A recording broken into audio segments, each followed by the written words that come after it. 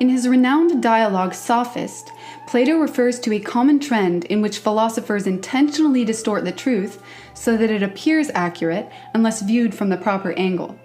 To make his point, Plato gives the example of the Greek statuary, which was crafted larger on the top than on the bottom so that observers on the ground could view it correctly. Of course, if the observers were ever to view it in scale, they would realize that it was distorted. Liberals are promoting a similar kind of trend today. Many of these liberals have, started to claim that reality is subjective, even going so far as to label gender, species, and biologically masculine and feminine qualities as social constructs. Unfortunately for these deluded escapists, reality is not subjective.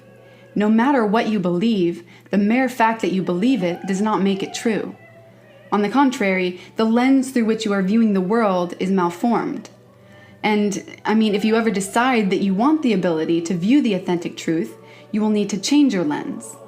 Because the world is never going to collectively accept an alternate reality to accommodate your fantasies. This will lead to chaos, and in a way, it already has. One such chaotic example is the ever-increasing racist rhetoric being directed at white people. Such slogans as, "No white people allowed," or "All white people are racist," or "The white man is a devil," have gone mainstream and are now circulating the physical and digital networks of Western society. With the rise of the criminal ideology Black Lives Matter, white people as a whole are now being viewed through a malformed lens. So, a couple examples of the mounting anti-white rhetoric are of a white teacher who works for Norm North High School in Oklahoma. This teacher was allowed to teach his students that to be white is to be racist. Another example is of a Black English teacher who was suspended from Duncanville High School in Texas for posting a tweet ridden with profanities and racist slurs about the police shooting of Black teenager Michael Brown in Ferguson. She told her white critics to kill themselves. Another example is of a Canadian judge ruling that a person yelling, "I hate white people," and punching a white person wasn't racially motivated, so it wasn't a crime. Another example is the University of Wisconsin-Madison refusing to denounce the fact that one of its students is selling hoodies bearing the phrase, "All white people are racist," in capital letters. Another example is of some students at the University of California, Berkeley, who held a violent protest on campus last Friday, during which they demanded additional segregated spaces of color for non-white students. They refused to let white people pass major traffic areas, and these protests were encouraged by some of the university faculty. For a final example, we've linked in the description a particularly disturbing video which exposes the violent rhetoric of Black Lives Matter, which you should really take the time to watch. I was wrong. It's time for me to own up to being wrong. I've taken the time to watch more footage from the Berkeley rally in California that was raided by Antifa scum, and examine, who was there. And I was actually wrong because there was someone there who was against hate speech. This is someone who actively advocates against hate speech.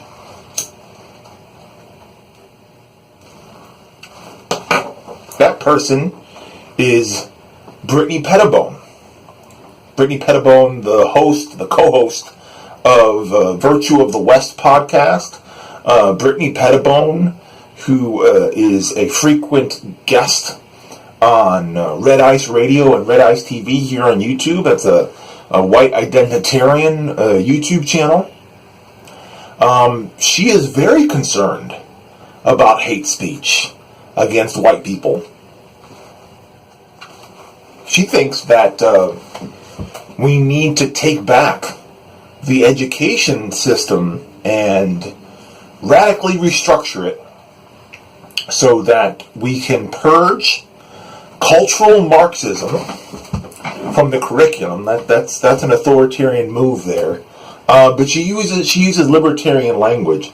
If I didn't outline this clearly enough, Brittany Pettibone is a race realist, which is a soft word for white supremacist, which is a soft word for Nazi.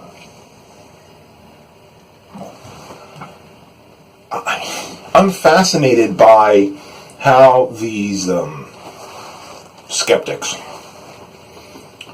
constantly use this idea of nuance in their fucking arguments in defense of universal, incontrovertible free speech rights, because of the people exploiting their ignorance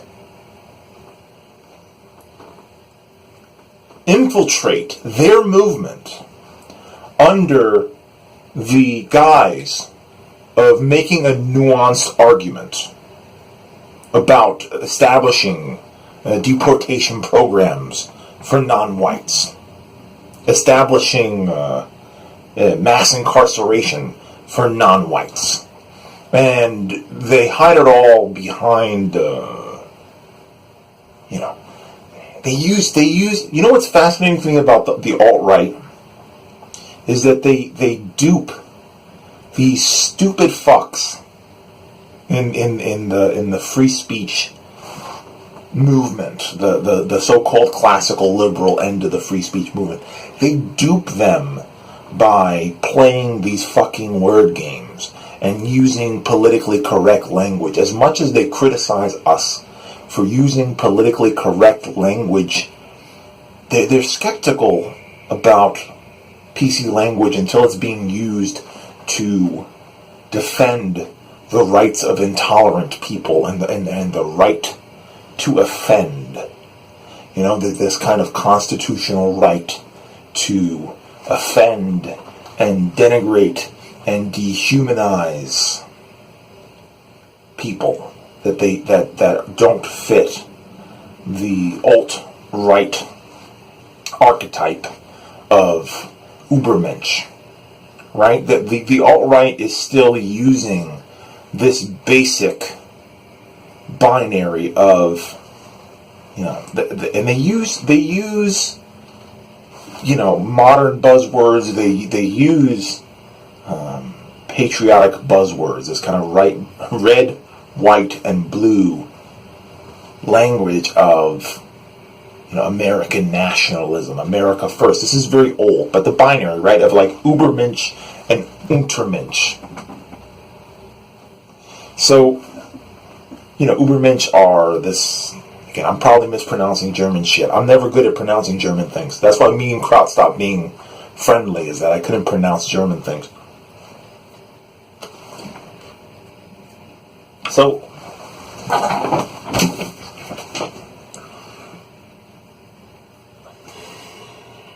I'm so repulsed and sickened by how easily these fucking liberals are duped by this shtick. You would think people who claim the mantle of professional skeptic would look at this use of soft language to pass hate speech off as free speech would at least set off some kind of an alarm. You would think that since these people are getting paid to do something, they would be good at it, or they would have some kind of natural disposition to take something, to evaluate when someone is jacking them off. They seem to be very bad at that. This is that like a useful idiots thing, when this white nationalist program of inculcation and internment and Holocaust goes in place, it will be a product of fucking liberals not being able to read into things. The post Gamergate culture on YouTube is about debunking the existence of the implicit bias, of implicit racism, of implicit hatred, if you don't spell it out. If you don't say nigger, you don't hate black people. The skeptics are very bad at hearing dog whistling language. You could actually use PC free speech buzzwords.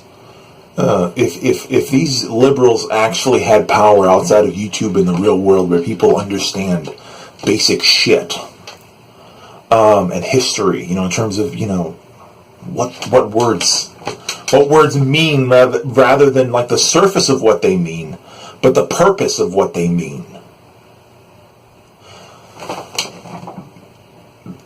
The response to me pushing against hate speech being legal in public political discourse has been very intense, and it has been so bereft of any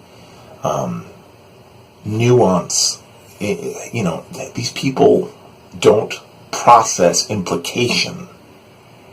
If somebody used coded language to initiate a program of mass internment, they would just consume whatever that was called. All you have to do to dupe these fucking skeptics is just market properly. They're completely duped by advertising. They actually bought the rebrand. You've got Lauren Southern going on Dave Rubin's program and talking about, splitting hairs between, Richard Spencer. He's not a white supremacist. He's a white nationalist. And within that distinction, without a difference, you are endangering the lives, freedom, and safety of millions of people, because you can't call a spade a spade. You cannot fucking... You can't tell the difference between when someone is using, synonyms. You can rebrand anything. You can rebrand the fucking Confederate flag as a piece of, historically important culture. You could do that in Germany, man. You could do that with the fucking swastika. You could have probably made a case to defend a bunch of Nazi architecture just on, historical relevance. That wouldn't change the implication of what that speech, what that art, what that symbol means. That's what matters. Anything. Sophistry is such a powerful tool to manipulate the uncritical mind. Anything can be reworded, repainted, rebranded politely. Slavery was rebranded politely in America. Segregation. You think segregationists were the people standing up there? It wasn't the Klan at the rallies talking about how they hate niggers. It was people like George Wallace. It was politicians. It was people using liberal, polite language to defend atrocious policies that deprived other people of humanity. That's the way it's always been. Read Mein Kampf. Read the hate literature of any of these fascist regimes throughout history. Listen to how Pinochet talked in Chile, how he talked in private about degenerates and having to purge the cancer of the left from his nation is separate from how he talked in public and how he talked on international venues. They're never going to spell it out. They won't talk with us about their actual intentions. They are going to tell you what you need to hear to let them get power. And when they get power, they're going to speak plainly.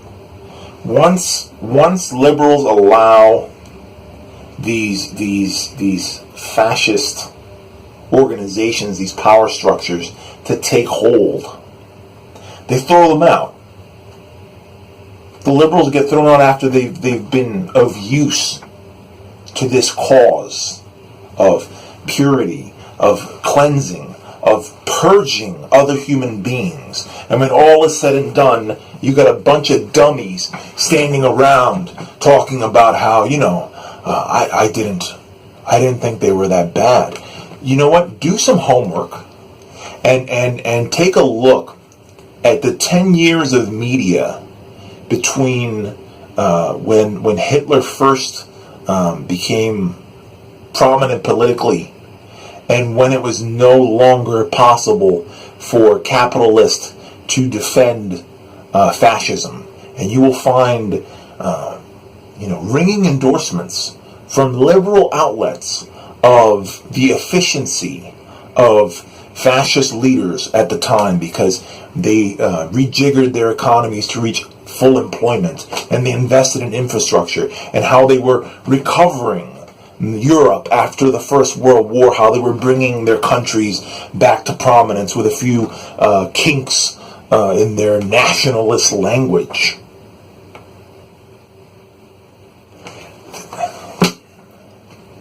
I understand people's desire to be tolerant, but you have to make sure that your tolerance is not being used against you as a weapon, and being used as a weapon against other people.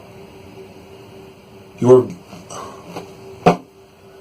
tolerance for other points of view, it needs to be balanced by whether or not that other point of view is intolerant.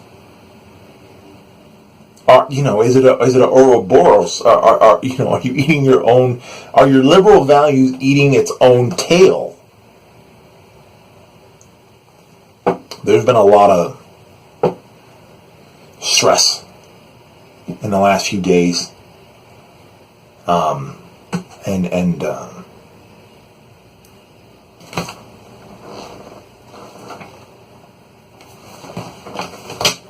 I wanted to take a second to be a person on this channel, because I don't think I do that very much. I don't think I take time to present myself as a person. I think I take a lot of time to discuss my ideas, so I'm going to take a little time to present to you some of my humanity. I didn't want this channel to be a drama channel. I didn't come here to fight. Have these turf wars with people like Bering. I tried to avoid mentioning his name on this channel because I knew once you get into a cycle with someone like that, it just kind of becomes this cyclical thing of character assassination. And I've made my mistakes, man. I've fucked up in the course of this channel, and I've said shit that I'm not completely proud of.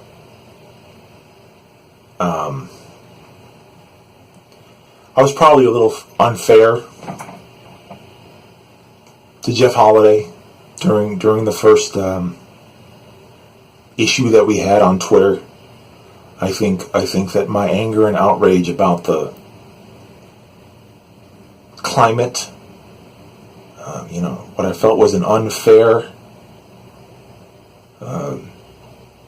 climate on Twitter towards feminism and social justice issues. I wanted this channel to be about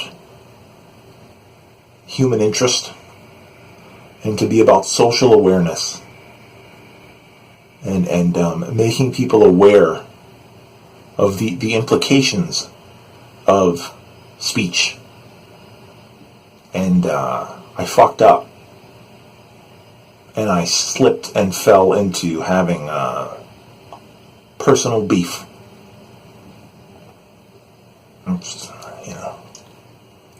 That wasn't my moral mission in starting this channel. I don't blame Jeff Holiday for being pissed off at me because of the way that I expressed myself early in doing this. I had only been doing this maybe for a few months when I called him out, and then that call out degenerated into me and him having a bunch of back and forth and stuff that got personal on both ends. I failed. I failed to present my arguments properly. I failed to present my arguments up to my own personal standards. I let my own ego and sense of personal offense disrupt my commitment to what I wanted to say and the issues that I wanted to focus on and speak for, because I felt that those issues were being unfairly represented on this platform. And I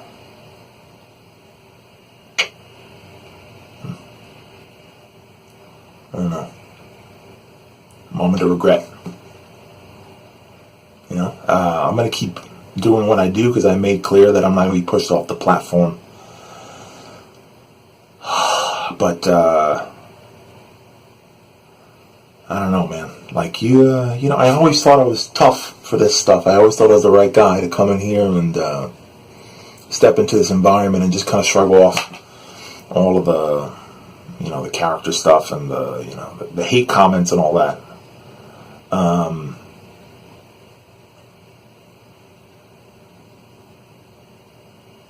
Very, very difficult to know whether or not you're doing the right thing sometimes, or if you're not doing the right thing the right way. I guess I just want to take a moment to be a person.